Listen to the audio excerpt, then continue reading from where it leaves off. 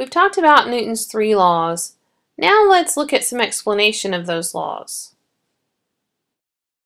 Let's review the first law. An object at rest remains at rest, and an object in motion remains in motion at a constant speed in a straight line unless acted on by an outside force. In the example of the guy pulling the tablecloth out from under the dishes, this law would apply. The dishes don't fly off the table because they are at rest, and the force is applied to the tablecloth, not the dishes. Now let's say you're in your car and a deer runs out in front of you. Well, now you're moving at a constant speed. You slam on your brakes to keep from hitting the deer, but your body wants to continue moving in that straight line that it was moving in before. That's why you seem to fly forward. Your car stops, but your body doesn't, because the force was actually applied to the car. Now a review of second law.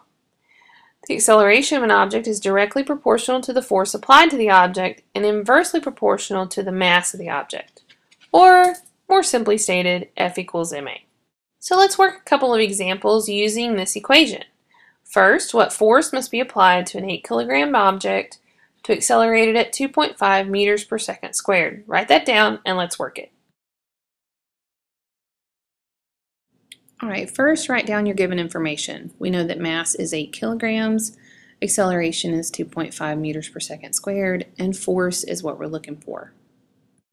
The equation we use is F equals ma, so let's write that down. Now plug in the values that you know, put it in the calculator, and you get an answer of force equals 20 newtons. Don't forget to put a decimal after that 0 to show 2 sig figs. Now write down this second example and let's work it too. What acceleration is given to a 6-kilogram object when a force of 345 newtons is applied? Again, always start by writing what we know.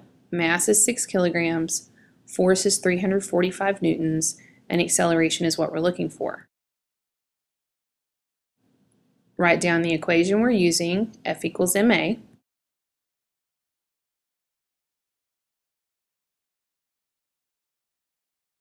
Plug in the values that you know, put it in the calculator, and you should get an acceleration of 58 meters per second squared. Newton's second law is where we talk about weight. Remember, weight is the force of gravity on an object. Since weight is a force and F is equal to ma, that means that weight must be calculated using this formula. Since weight is the force of gravity, that must mean that the acceleration I use is g, or 9.8 meters per second squared downward.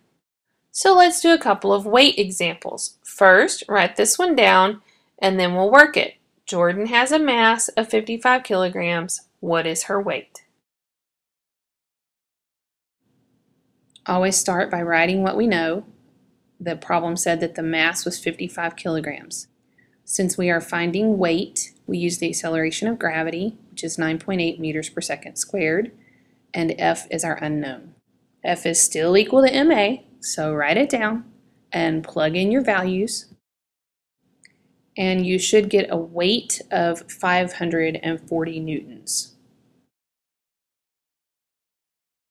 Secondly, Colin weighs 525 newtons. What is her mass? I'm pretty sure that should say his mass. And yet again, write down what you know. Force is equal to 525 newtons. We're dealing with weight, so the acceleration of gravity is 9.8 meters per second squared, and mass is what we don't know. And F is still equal to ma, so write that down. Plug in what you know. Put it in the trusty old calculator, and you get a mass of 54 kilograms.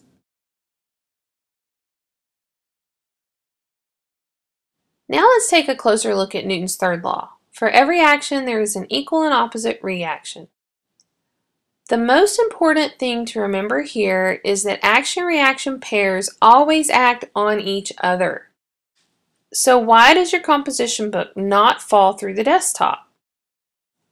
Well, the book exerts a force on the desktop due to gravity, so the book is pushing on the desk. In order for the book to not fall through the desktop has to push back on the book, exerting an equal and opposite force. So book pushes on desk, desk pushes on book. They act on each other. Likewise, why does a gun recoil? Well, the gun exerts a force on the bullet.